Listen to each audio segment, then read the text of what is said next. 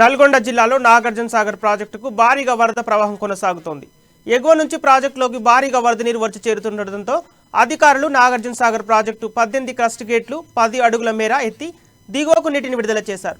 Project inflow 3,85,809 క్యూసెక్కులు ఉండగా outflow 3,11,377 క్యూసెక్కులుగా కొనసాగుతోంది. Nagarjuna Sagar project పూర్తి స్థాయి నీటి మట్టం 590 అడుగులు కాగా ప్రస్తుత నీటి మట్టం 589.50 అడుగులుగా ఉంది. సాగర్ పూర్తి స్థాయి నీటి నిల్వ 312.0450 టీఎంసీలుగా ఉండగా ప్రస్తుతం 310.5510 టీఎంసీలుగా కొనసాగుతోంది.